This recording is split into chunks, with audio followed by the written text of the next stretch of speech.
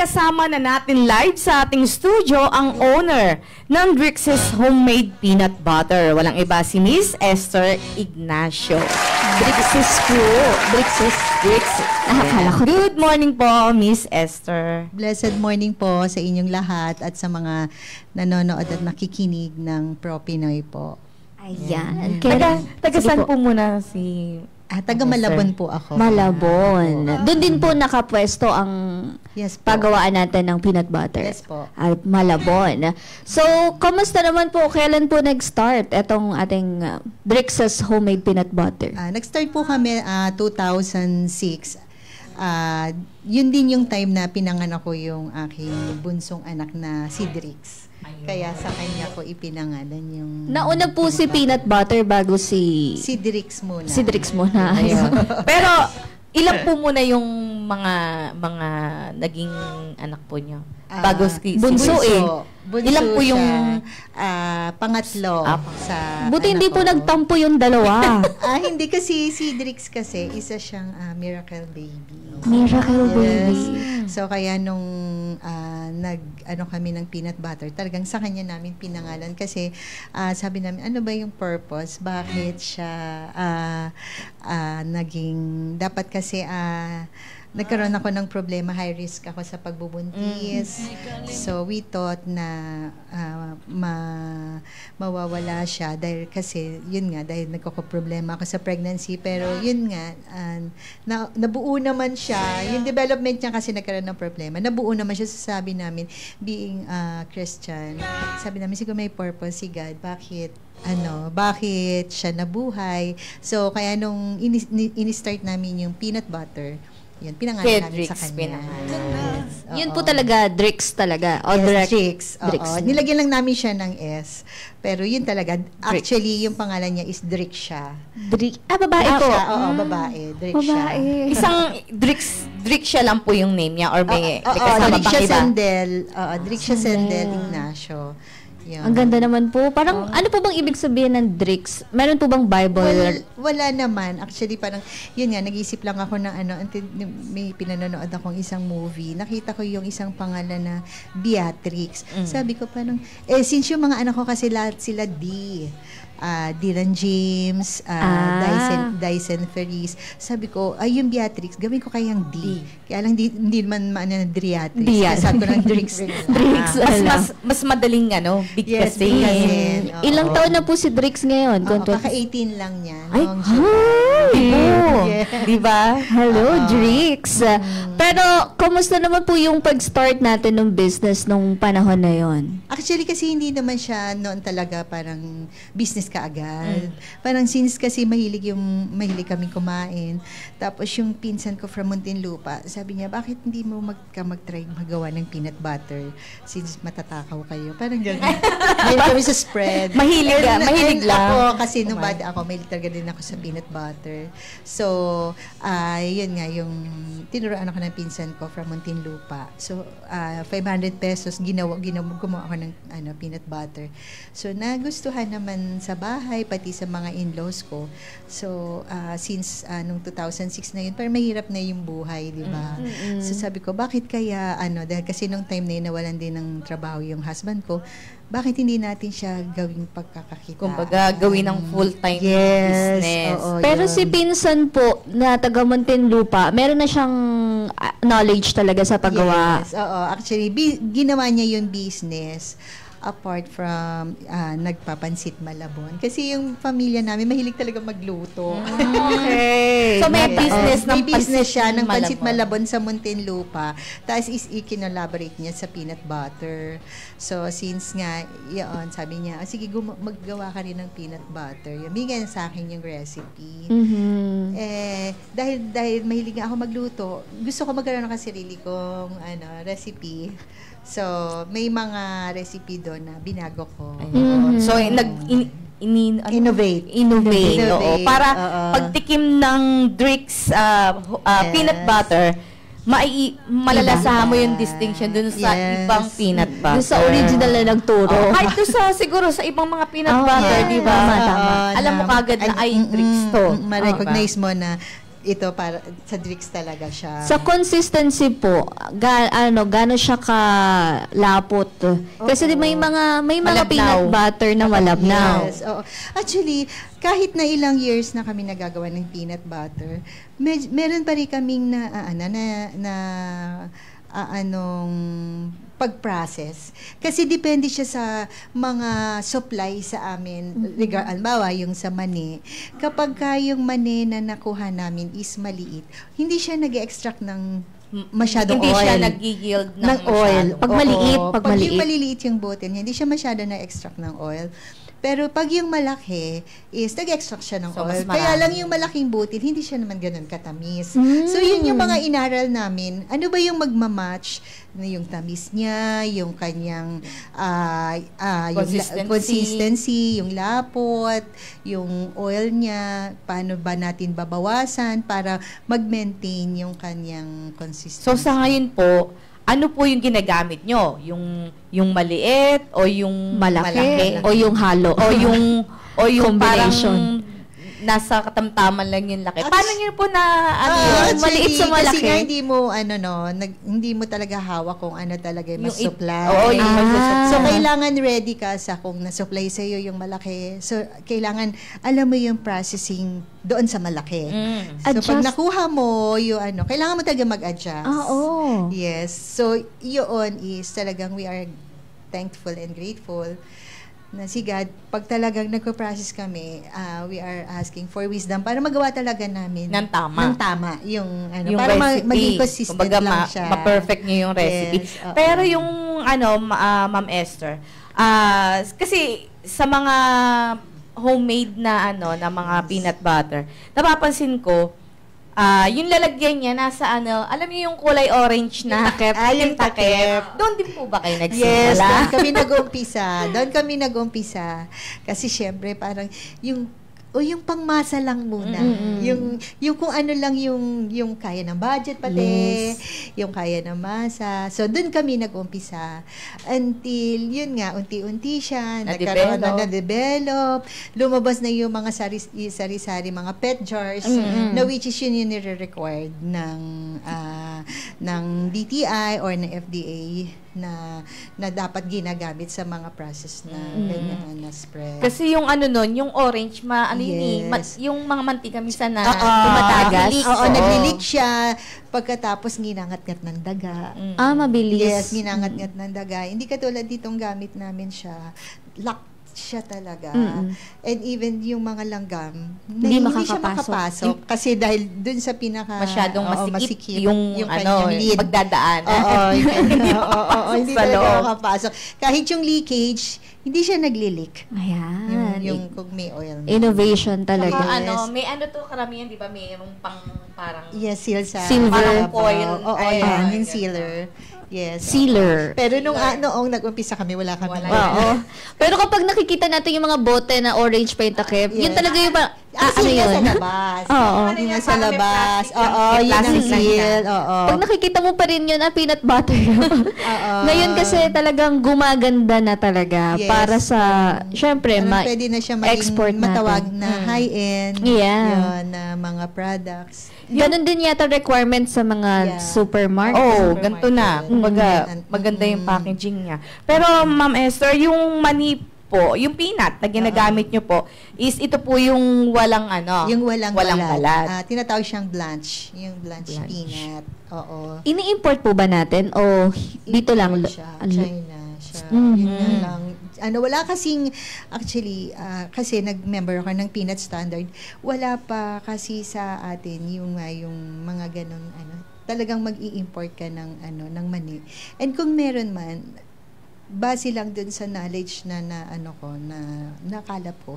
Kasi yung mga lupa, may aflatoxin. May So, may yung aflatoxin. aflatoxin, which is hindi good yun for for peanuts. Oo, yun. Baka kaya po konti yung nagtatanim sa atin dahil yung lupa natin. Yung lupa is ma-aflatoxin. Especially yata yung sa north na sa north side. Oo, na may ma-aflatoxin. Kasi di ba kapag po mani, kailangan, Yes. peanut, kailangan yung lupa medyo buwaghag kasi para dumami yung ano mo yung pagbunot mo, Oo. marami siyang Oo. maning Oo. Kasi kung sticky masyado yung Oo. lupa, hindi siya magdadami ng Oo.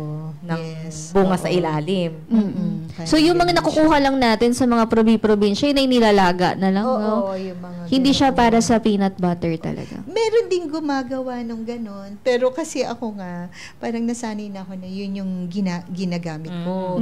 Nung nag-join lang ako sa Peanut Standard ng DOST, ITDI, dun ko lang nalaman na yun nga, sa to say na yung mga lupa kasi nga natin, it's not good Hindi siya, para sa dahil nga sa aflatoxin. Aflatoxin. Eh, nung nagsisimula po kayo, saan po kayo bumibili muna ng Mani. ng peanut? Doon mani. din sa lugar namin sa Navotas kasi kapitbahay lang naman Malabon ng Navotas. Doon kami kumukuha. Pero nung dumami na yung mga Sa palengke po ito? namin, Sa palengke? Hindi. Hindi rin? Mismong tindahan siya ng mga mani, yung mga ganun. Pero nung nung lumawak na yung aming business, meron na akong supplier sa Divisoria na Bultuhan na. Kung Oo, yung mga kumuha. Sako-sako. box na. Box na. Oo, Ilang yun. box po yung dati? Ilang box po yung nung dito pa lang kayo Nag-start sa pa lang. Dati nga sa totoo Sa lang, Navotas. hindi nga box eh. Kilo. Oo, kilo lang kami kasi nga dahil nag-start lang kami. Pero nung siguro mga madami na namin na experience na box, mga 100 box. Yun yung Sa box na po experience yan. namin na 100 box in 22 days. Yun na yung namin na Pinakamarami. Ito na po yung kasalukuyan na Oo. napoproduce. Pero yung kilo-kilo pa lang po, way back yun ng mga 2007, 2008. pinakamarami ay Yung pinakamarami niya is para mga 10 kilos lang. 10 kilos. Mga ganun. Wala pa siyang isang box. Paano niyo po, kumbaga, naiaalok yun nung time na yun? Oo, Yung nilalako. produkto niyo? Noon ka kasi, nung mga time na yun, sa kapitbahay, sa mga kakilakilala lang, mga word of mouth lang. Tapos nung na-convert na kami as Christian, syempre dumami ng kakilala namin sa members ng church. Yun. So, Inaalok yun niyo na rin hanggang sa doon. kalat na siya. Pero syempre, yung mga business talaga may mga ups and downs. Parang it's a roller coaster ride sa amin. Kasi wala kaming sariling machine nung time na yun. So, alam niyo naman, pagka sa palengke, hindi siya ganun ka-hygienic. Na pupunta ka doon, magpapagiling ka ng peanut butter. Hindi mo alam kung yung mga machine doon, nagapangan ba ng ipis, nililinis. So, yun yung ina-avoid na hindi dapat siya. So, kung minsan, alam ko na nasasaktan ko o na-offend ko yung mga nagigiling. Kasi, pag magpagiling ako, may dala akong sariling basahan ko. May dala akong sariling sandok. Kasi ayokong gamitin yung ginagamit nila. Pero hindi pa rin siya ganun ka-hygienic. So, yun yung nagiging parang struggle namin. Humihinto Nung kami. una. Oo. Kaya, roller coaster talaga. Humihinto kami kasi pag madami kaming orders, hindi nakakaya ni palengke yung demand. Oo. Yung demand din, Kasi pag nasasabay ba, di ba sa palengke, alam niyo yung nagigilin ng mga galapong. Masasabay siya doon. Malagkit, Minsan hindi diba? naman, minsan marami ang papagiling ng galapong. Masasabay siya doon. So kung marami kang lilinisin muna, So hindi mo alam kung yung peanut butter mo nasama ng galapong. So napakaraming challenges na Kailan po na-introduce sa inyo itong, ngayon po, di ba, yun ang problema nyo noon. Opo. So, kailan po na-introduce na nagkaroon kayo ng sariling, di ba, Panggiling. syempre yung target natin na magkaroon tayong sariling gilingan. Opo. Actually, di ba huminto nga po ako. Nagpansit malabon muna ako. Ayun, natuto ka din. Nagpansit malabon muna ako. Pero, hindi din nag-work yung pansit malabon. So, sabi nung mister ko, ba't hindi ka bumalik kung ano yung una mo natutunan na gawin? At kung ano yung talagang una nating ginawang business, which is yan nga, yung peanut butter. So, ginawa ko noon, 2013, nag-ano ako ng DTI nagpa-registered ako ng DTI, nag-umpisa na yan na bottle. Sinanap ko yan, nag-umpisa na siya. So, ginrap ko yung opportunity na marami na akong kakilala. DTI po nag-suggest ng ganito po yung Hindi. bote. Parang ako lang, yung parang naisip ko, parang sabi ko may nakikita na ako ng mga ibang bote. So, bakit hindi ko siya itry? Punta akong Divisoria, hinanap ko siya. Para matyaga kasi ako, hinanap ko siya kung saan yung supplier, kung saan ako makuha ang supply. Tapos yung label niya, kasama ko sa church yung nag-design. So, kaya kahit anong mangyari, hindi ko siya iniiba kasi alam ko, God is the one who give her the wisdom para magawa. Blessing. Yes, yung ano. Kaya kahit anong mangyari, hindi ko siya iniiba. Pero after the 2013, na dahil wala pa rin ako sariling machine, shutdown ulit ako. Wala pa rin akong, until, di ba, si DTI, 5 years lang ang, niya, validity niya. So, nung about to renew the registration, si DTI, in-invite ako for KMME program ng DTI, yung Go Negosyo under Joey Concepcion. So, kukunti lang yung nabigyan ng privilege na maka-join sa KMME kasi nga merong interview, yung mga ganon. Actually, baksak ako sa interview. Hindi ako pumasa. So, ngayon, sabi ko, parang nagbuboost talaga yung sabi ko, Ma, bakit hindi ako nakapasa? Sabi ko, ano pong dahilan daw? Sabi niya, ma'am, kasi, i-review natin, o kung gusto niyo mag-re-interview kayo. No, sabi ko, sige ma'am, magpa-re-interview ako. Nandun talaga yung resiliency ko ba na, nung nire-interview ako, yun, nakuha na ako, nakapasa ako. Tapos, nung nakasama na ako ng KMME, doon ko na nakilala si DOST, which is yun na nagbigay sa akin ng mga machine, mga equipment. Ano po yung unang in-offer ng DOST na machine equipment po? Yun nga, yung grinding machine. Kasi yun yung talagang problema ko. Kasi, pag wala kang sariling machine, hindi mahirap mag-innovate. Yes. And nung nagkaroon na kami ng sariling machine, doon na nanganak yung caramel bits ng produkto. Caramel bits. Ibig sabihin, may iba't ibang Yes, may iba't ibang variety. Sige po, doon tayo sa iba't ibang varieties. Yung original, branded na yun, di ba? Parang next. Common na yung original. So, nanganak na si caramel bits. Dahil syempre, dahil sa bahay ka na, kami na yung nagigiling. Actually, hindi pa yun talaga nakaplano na mangyari. Nagkamali lang kami. And sa akin kasi, ang favorite passage ko is, everything works for good. As Christian, nagkamali kami ng pag-process. And dun sa pagkakamali na yun pala yung magiging blessing, which is yun nga, nanganak si Caramel Bits, and yun pala yung magiging flagship ng Drix Peanut Butter. Yun yung naging mabenta. Flagship, oo.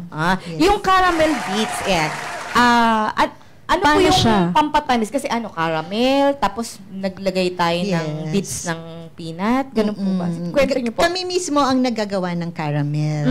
Yes. And meron kasing span of time, kung kailan mo siya kailangan, ilagay si caramel sa peanut butter. So, yun is the secret. Yun na po yung pinaka pampatamis niya. Yes.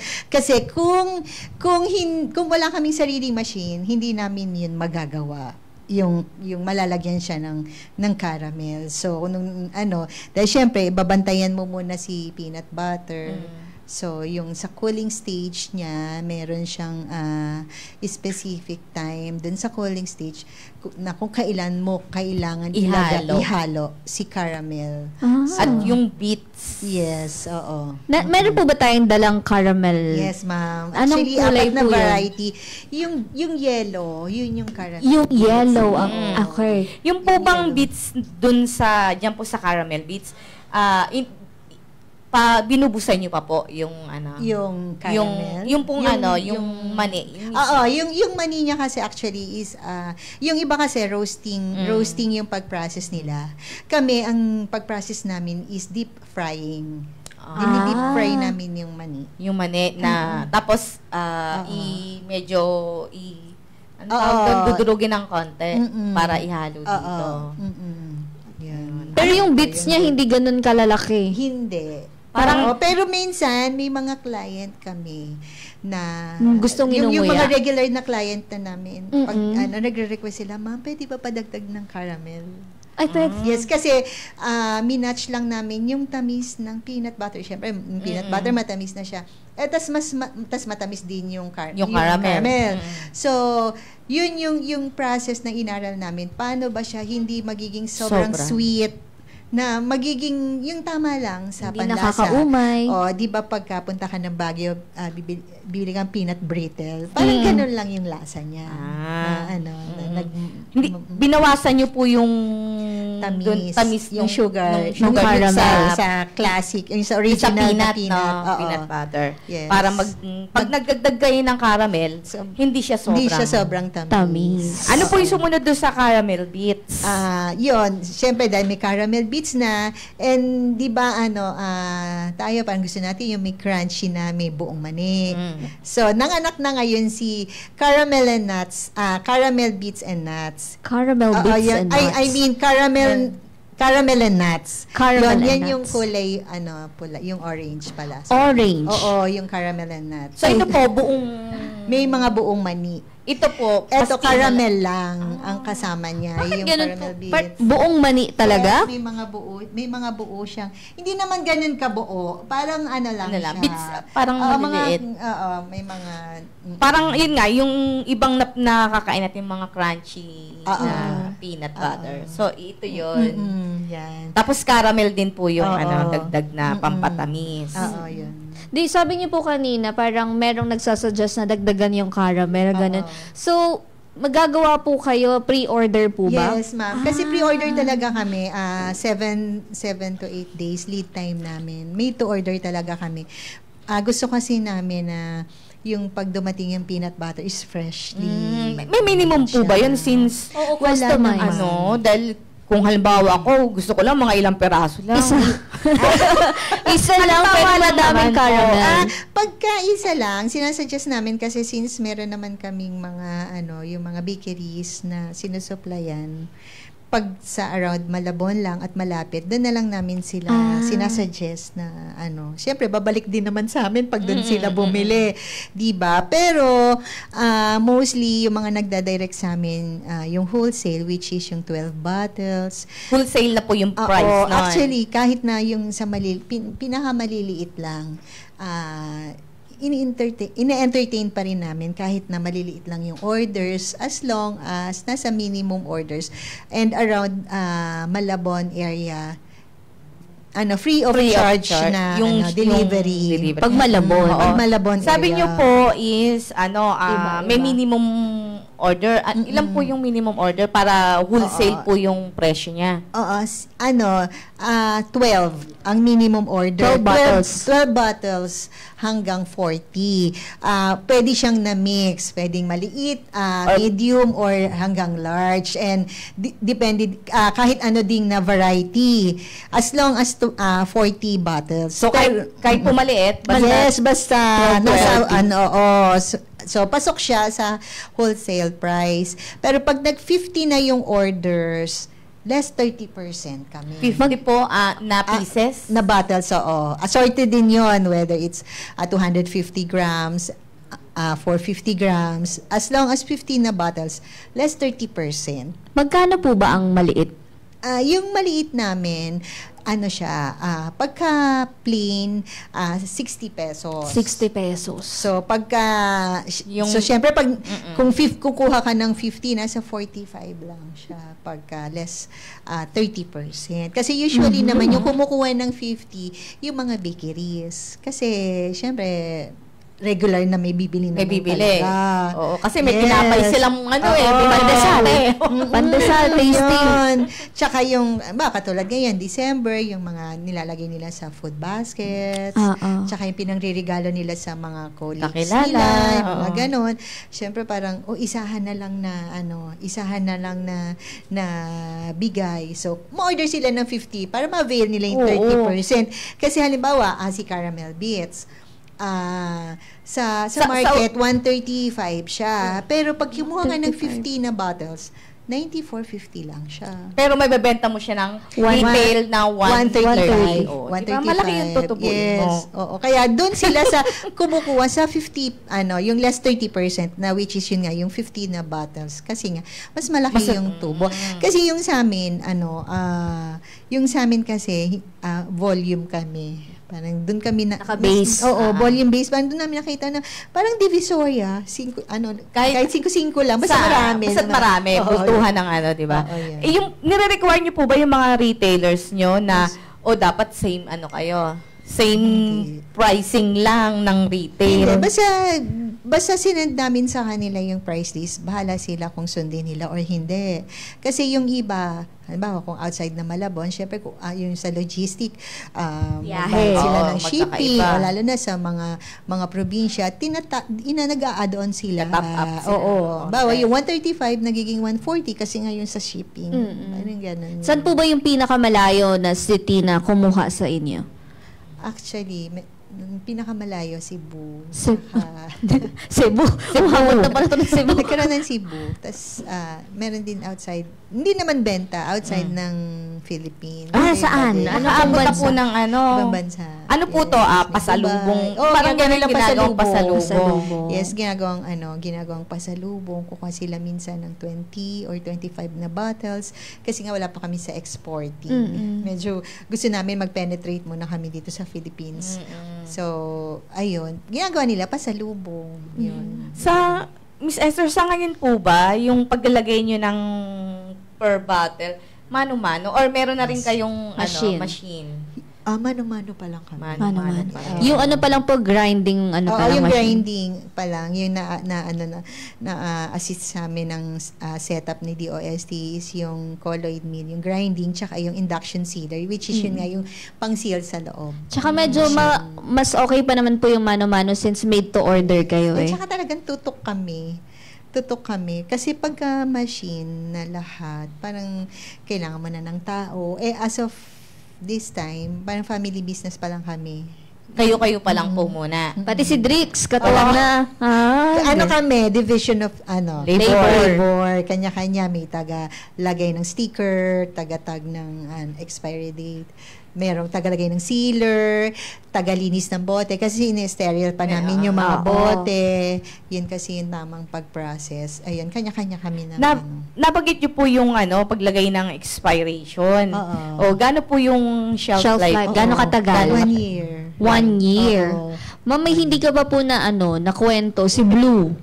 Yung si Blue, yan yung original, yung plain. Yung green? Yung green, which is yun yung keto na tinatawag namin. Ah, Ang the gamit keto. namin na sugar sa kanya. Nanganak si keto during the pandemic. Okay. Diba? Maraming Health conscious. Health conscious. So, yung naggawa ng label namin, sabi niya, ate, bakit, try mo kayang gumawa ng keto since ang dami nagki-keto diet. Or may naghanap po sa inyo na baka meron kayong peanut na pang keto? Actually, nung nilabas namin si Keto, siya yung nag-top sa Shopee. And namin si Keto. Pandemic po siya nag-top o hanggang ngayon? Ngayon hindi na masyado kasi marami na akong Pero based sa pricing, kami yung pinakamura. And yung honestly, yung hindi nagko-compromise when it comes sa ingredient. Ano po bang kakaiba? Bakit naging kakaiba si Keto? Hindi ko naman sisiraan yung ibang gumagawa ng keto. Pag sinabi kasing keto, 'di ba, sabi nga for health conscious consumer siya, 'di ba? So kami kasi talaga, sabi nila, yung keto namin is creamy, malapot siya talaga, creamy. Pero kahit kayo sa bahay, pagka sabihin na lang natin blender, nag-blend kayo ng mani, malabnaw. Which is yun yung talagang pure. Yung sa amin malabnaw. Kasi pure yung keto namin. Bakit po naman nagiging malapot? May extender silang nilalagay. nilalagyan. Yes, may extender. Ay, yung malalapot na Sorry keto po dun side. yung sa akin lang pong pag-process, yun po yung talagang kapag ka malabnaw, yun yung wala. Pure. Yes, yun yung pure. Ito po ay wala ring sugar. May sugar po. Ang gamit namin, yung iba, pag keto, ang ginagamit is stevia. Oh. Pero kami ang kayo ginagamit namin is equal gold. which equal. is, yung equal gold. Pero nung last na nagkaroon ako ng bazaar sa DOST, in-advise nila ako na gamitin ang Splenda. Splenda. Yes, yung Splenda. Eh, Brand po ba ito? yung blend ng sugar. Yun. So, yun lang yung aming ingredient pagdating sa keto. Kaya medyo pricey siya. Kasi nga dahil sa siya na pure 100% pure. Tapos yung sugar niya medyo pricey din, di ba? Kung mas pricey po yung mga ganito, yung Splenda, mas pricey po ba siya kumpara sa stevia? Kasi dati, kumbaga dito, meron tayong mapagkukunan, di ba? Locally supply ng stevia Baka so, yung kasi sa Splenda kasi, wala pa akong nakikitang supplier ng Splenda. And ang nakikita ko kasing Splenda, yung mga nasa sachet. Ang Equal Gold kasi, may nilabas silang yung 400 grams na malalaking pack na mas tipid gamitin. So, kaya doon pa lang din ako. Pero naghahanap ako ng Splenda na mas malaki yung talagang size niya. Kasi pag may mass production kami, kailangan namin yung mas malaking, hindi yung mga nasa sachet. Kasi mas mapapamahal pag nasa sachet. Kasi yung sa atin naman, yung mabagta sa stevia, di ba may pwedeng kung magtubo ng di ba? Kasi konti lang yung gagamitin mo, matamis na talaga eh. Tsaka pero alam ko kasi based on sa pag-aaral namin sa peanut standard, hindi siya kailangan na tumamis kasi may certain point lang siya na yun lang yung kailangan na ilagay na for keto. Yes, hindi siya So ginawa namin, yung meron lang malasahan na tamis. Parang manamis-namis. Kasi meron namang natural sweetness, di ba, yung mani. So, yun, doon lang namin siya binase. So, nagustuhan naman ng mga consumer namin. Nagtap nga eh. What about po yung Miss Esther, yung oil? Yung diba may oil kinalaman din sa... Actually, natural oil siya. Peanut oil. Wala kami nilalagay na iba. oil. Yes, and gusto ko lang din na iklaro kasi kung minsan parang sinasabi na, ayoko niyang peanut butter na yun kasi ma-oil yung ibabaw. And hindi lang natin alam, kahit ako, nung hindi pa ako nag-peanut butter, nung hindi pa ako nag-peanut butter, hindi ko alam yun. Until yun nga, na-discover ko na yung oil, yun yung nag-prevent sa kanya para hindi siya masira. And kaya siya nagsisettle yung peanut sa ilalim. So, kailangan lang talaga natin, pag kakainin natin siya, kailangan natin make sure na haluin natin siya. Kaya yung direction namin dun sa label na make sure na ihalo siya para bumalik siya dun sa creaminess niya. Sa consistency. Hindi tinatapon. Yung iba kasi tinatapon. Diba? Yung tatapon mo kasi, ayoko naman. Ang oily. Ang oily. Haluin. Pero kailangan mo kasing haluin. Kasi nga, pag hindi mo siya hinalo, yun din ang magiging cause, titigas siya sa ilalim. Titigas, Ang gagawin mo ngayon, chocolate. parang magiging siya. Magiging siya chocolate or yung honey. Candy. Yun yung mangyayari sa kanya. For me. Sige, Ms. Jo. Sa ngayon po ba, ilan na po yung mga resellers natin? Actually, kasi di ba nag-pandemic, medyo nag-struggle kami ulit dahil nung nag-pandemic, madami kaming reseller. Kasi di ba nakita nyo naman sa Facebook, talagang nagbaha talaga yung mga Pero nung after the pandemic na nakakalabas na yung mga tao, dahil sa mga competition, sa mga competitors, bagay healthy competition naman, medyo nagkaroon kami ng problema kasi tapos nga wala pa kami kasing FDA. Di pa kami FDA approved. So, pero naka-plan yun sa amin base sa timing ni Lord kung kailan talaga namin acquire yon. Basta going with the flow muna lang kami.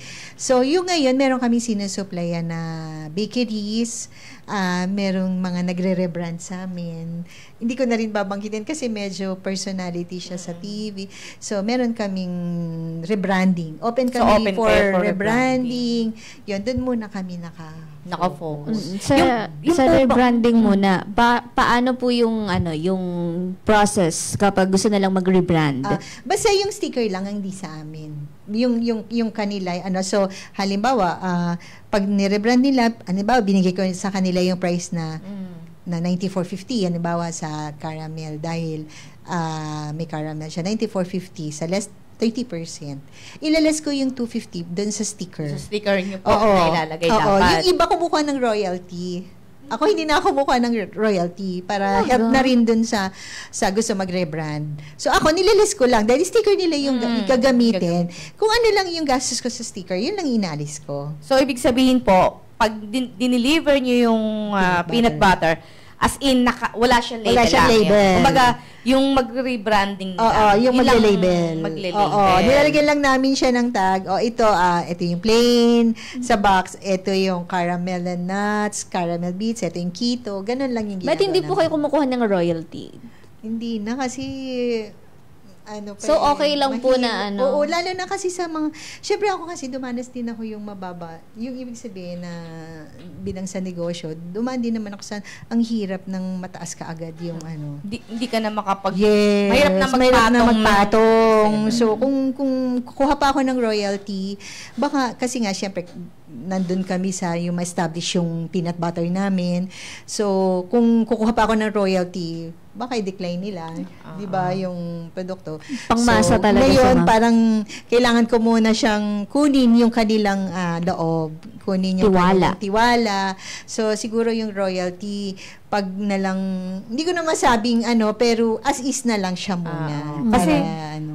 Kasi yung iba, 'di ba, kukuha ka ng royalty. Ang tanong, sa kanino naman kukunin ng retailer mas lalo yung royalty na binayad? Siyempre, dun sa consumer, magbibili. Dun sa magbibili, di ba? So, lataas na talaga ang presyo. Oo, magbabaris yung price. So, ngayon, ma'am, yung resellers natin, talagang bakeries pala. Bakeries, tapos may mga resellers ako, mga iba-ibang lugar, sa mga subdivision or sa villages, na, yun nga, din magkaroon ng pagkakitaan. Kailan po sila kumukuha? Anong mga yan? Minsan hindi pare-pareho. May time na andalas, may time naman na wala. Depende.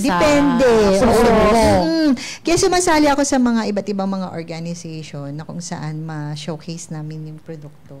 Sa mga bazaars, sumasali ako sa bazaars, sa Kadiwa ng Pangulo. Ayun. And ngayon, nakapwesto kami sa DILG Napolcom Canteen. Na which, na-showcase din namin si peanut butter. Tuwing kailan po? Oo, from Tuesday to Friday, nasa DILG Canteen kami. DILG Canteen. Ano na po yun? Regular.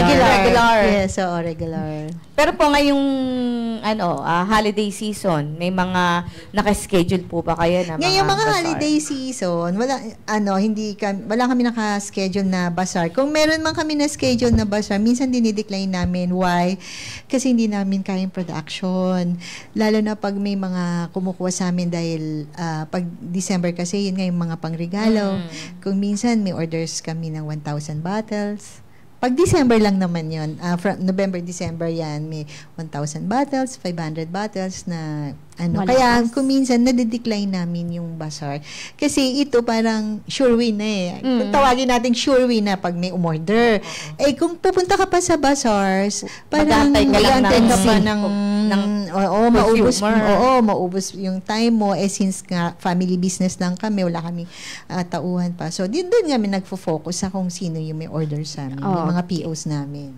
May malaki po ba kayong peanut? Mas malaki pa? Nalalagyan? Oo. Para sa mga restaurant, no? Naalala ko kasi yung original. Nakikita ko sa yung ganon. Yung malaki.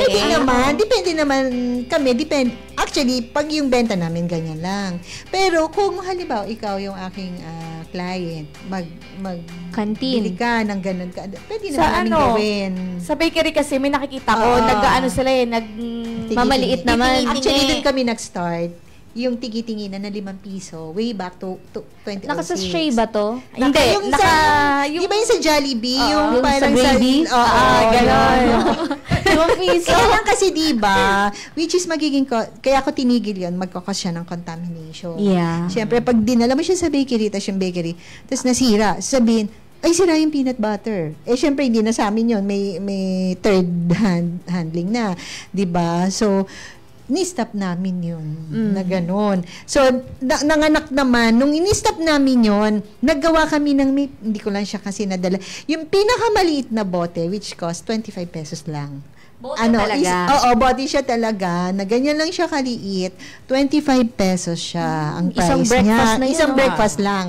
So, yun din yung inaano namin sa bakeries. Na, Yun ang sinusupply para hindi niya na rin. sila Magtakal-takal. Kasi para hindi magkaroon ng contamination. Ayan. Yes. Pagpapatuloy po natin yan. Pero sa ngayon, pabasa muna natin ang comments ngayong umaga kay Andres Bonifacio Jr. Yes! Good morning, Miss Joy and Miss Joanna! Galing kay Erlinda Bachiller, Julio Luna, Chejo San, Redmond Pangapalmea, Glenn Pamodulan, Luan Chari Makabani, Jobe Jane Pulgar Hernandez, Mary Jane Albia, Irene Rehuzo, Dennis Balesteros, Nona Angeles, and Zenaida Tolosa. Sabi ni Aba de los Reyes, bihira na lang ang nagtatanim ng ganyang uri ng palay, kaya di ganon karami ang supply. Jezreel Ancheta, Maranan, tumutubo lang yan dito sa amin sa gilid ng daan sa bukid. Favorite ko yan na palaman, peanut butter. Josephine Tuason Palayer, wow, sarap naman yan, peanut butter. Susan Angeles, masarap sa peanut butter yung katamtamang tamis lang para hindi nakakaumay. Nako, subukan mo na itong Drixes. Girly Vergara, sarap naman ito, may caramel pa. Bagay na bagay sa mga bata. Paulina Toto, ayoko sa peanut butter na mamantika. Ano yung maanta? Maanta na ang lasa. Yung maanta kasi dahil sa luma na yung mani. Di ba yung pag luma na yung mani, yung oil nun? Oo. Maanta. Okay, eto pa. Catherine Perez, masarap ang peanut butter with hot pandesal. Nako, pareho tayo. Mapaparami ng kain, wag lang sosobran dahil tataas na naman ang sugar. Payaan nyo, parang gusto kong mag-reseller nito, lalo na ngayon magpapasko at bagong taon. Bagay sa Noche Buena. O nga, no? Laging may peanut butter kapag sa hapagkainan. Noche Buena. Ayan, kaya ko yan. Lena Bier, all-time favorite ko talaga ang peanut butter palaman at pampalasa ng kare-kare. Ay, hindi natin na-discuss yan. Pwede rin tama. po bang ilagay yan sa kare-kare? Pwede, Pwede raw. Ayan. Yung original. Yes. Okay, kahit sa mga ginataan at kung saan-saan pa, ilagay niyan. Tignan ko lang kung di kayo masira dyan. Belinda Santos, ang sosyal ng packaging parang mamahaling peanut butter na sa supermarket ang dating. Mirna Rivera, wow, may pangkito na peanut butter. Gusto ko to. Arian Pexon, okay talagang palaman ang peanut butter sa umaga. Energy booster kasi. Lian Adriano, magandang panregalo, pwede ring pang giveaway ngayong holiday season. Yan ang ating mga komento this Thursday morning. Back to Studio 2, Binibining Joanna and Mama Jo Mariano. Marami talagang may gusto sa peanut butter. Oo, pero balikan natin yung isang komento ng ating propi netizen. Yung tungkol sa, syempre, kare-kare. Kare-kare. Favorite natin lahat yan. Ano po ba yung ginagamit or pinuproduce nyo po para sa kare-kare? Yes, yung kare-kare namin, ginagamit namin pure peanut butter. Peanut din. Kaya lang, ang ginagamit naming pampalapot, hindi bigas, kundi pinipig. Ang ginagamit Ito yung namin. pang-kare-kare, no? Pang-kare-kare, Ito oo. ba yung original? Iba po yung original. Kasi yung iba, kaya ginagamit yung original kasi gusto nila yung kare-kare nila matamis. Oo. Pero po, yung iba naman talaga. Pero ginawa namin dahil yung iba gusto na matamis. So, naglagay din kami ng konting sugar dun sa kare-kare namin. Pero, Ginagawa. pag nilagay po yun sa kare-kare, hindi naman siya talagang, Parang, tamis. ine-enhance lang yung lasa ng kare-kare na hindi mo maano na may tamis. Asan po siya? I mean, kailangan made to order din? Oo, may order din. Actually, dati meron kami Ma'am, sinusuplayan. Actually, may mga sinusuplayan kami dati na catering. Yun yung Catering. Oo. So, hindi nakalagay dyan. Nakalagay siya dun sa sinasabi mo na Yung malaki. malaking. Oo, yun. Doon. Gayon po, baka may mga caterers, mga events coordinators na naghahanap ng murang peanut butter para sa kanilang kare-kare o ibang putahe. Ayan, pwede po silang i-invite. Yes. Doon po sa gustong makatikim or curious kayo ano ba yung lasa ng peanut butter namin, pwede kayong pumunta sa page ng Drix Peanut Butter. Doon po kayo mag-inquire. Or pwede nyo rin po akong hanapin sa personal account ko sa Facebook, Esther B. Ignacio. Doon naman sa mga sa yung interested sa kari-kari namin, tawagan nyo lang ako para mabigay ko sa inyo kung papaano yung namin ng sa orders. Oo, kasi basta make sure kami na yung lahat na o-orderin nyo sa amin is freshly made talaga. Ayun. Yun po.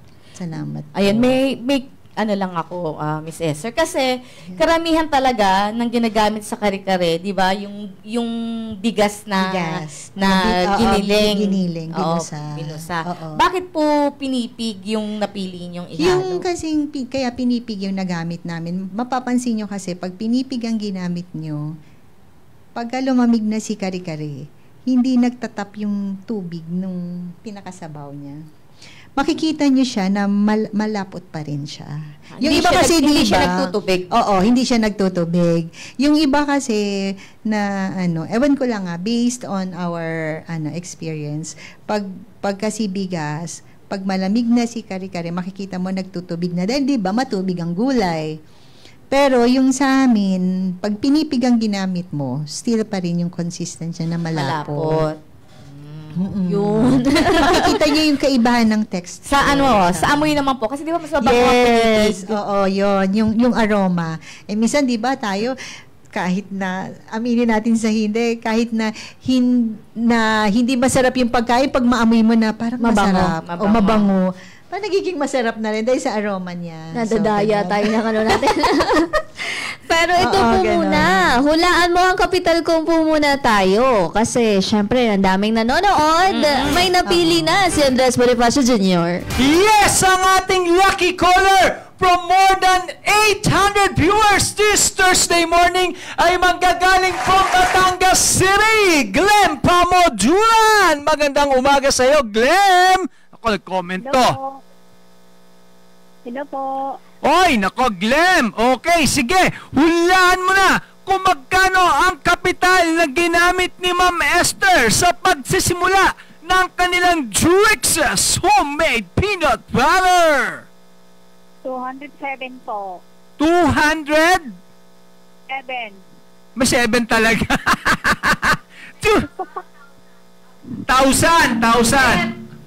207,000. 207,000 pesos. Ako, makakuha mo kaya ang 400 pesos. Naku, bakit kaya 207? Ano? Okay, sige, Joanna, itanong mo na. Nabanggit. Miss Esther, magkano po ang paunang kapital? Yung paunang kapital ko, 1,500. 1,500. Yes, 1,500 yung start namin. Pero yung kauna-unahan ko talagang gumawa ng peanut butter is 500 pesos. Doon tayo sa 500. Yes. So, nung naging business na siya, yun yung 1,500. Kahit nan ba? Yung 500, yun yung parang starting point. Kilo pala. Isang kilo. Okay. Kumbaga, yung pinagpilhan nyo ng 500, dun nyo lang nakuha yung 1,500. So, 500. Okay. Pero hindi 207. Hindi. 207,000. Ano yung ginto na yung mani? Imported kasi. Bukas tawag ka uli ha. Kaya naman bukas dahil 600 pesos na ang pwedeng mapanalunan dito sa Hulaan Mo ang Kapital Ko. Back to Studio 2, Mama Jo Mariano and Miss Joanna Luna. Ayun, sa 500 pesos pwede ka nang mag-start. Ilang ilang bote po ba yung nagawa natin doon sa 500? Sa 500. Yung isang ganon, yung sinasabi mo na yung lalagyan ng mayonnaise. Ganon. Makakagawa ka ng isang, hindi naman siya mapupuno, makakagawa ka ng ganon. Dahil nga kasi nag-start kami sa bakery na, yun nga, yung palima-limang piso nung 2006, palima-limang piso. Okay na muna ako doon. Masaya na muna ako doon na kasi nagpapakilala pa lang. hanggang sa, yun nga, kaya naging 1.5 siya kasi, gusto ko na nakabote na. Sa Divisoria Oo, na. gusto ko ng may silyado na. Gusto ko na meron ng sticker. Oo. Yun. So, doon na pumasok si 1.5 na complete package na nakabote na. Ilang piraso naman po yun? Yung 1.5. Siguro mga nasa 10 bote. Mga gano'n na, kikita na din kayo doon sa 1.5. 10 bote po ng maliit o ng malaki? Na malaki. Nung malaki. Isipin mo, 94 pesos yung kuha mo, tapos pwede mong ibenta na 135. Malaki din yung tubo. So, mag-resell na. Kaya lang kasi syempre ililes mo doon yung mga gastos, yung energy, ililes mo siya. Kaya hindi mo pa makikita muna yung yung kita. Syempre, kita mo. diba, halimbawa, katulad ng LPG, hindi mo naman siya matatapyas ka agad pag nagluto ka, di ba? Kung magkano yung makukonsumo dun sa gagawin mong So, yun. Kaya yun yung mga inaral namin na kung kikita ba kami. Parang ang hirap talaga kapag sa negosyo yung pagkukosting. Yes, oo. Yung kung meron kang mga Aral overhead talaga. expenses, yun dun nagkakaproblema yung iba. Okay, aaralin mo talaga. Yes. Ayan, ma'am, baka meron po kayong mensahe, payo para sa gusto ring magtagumpay sa negosyo.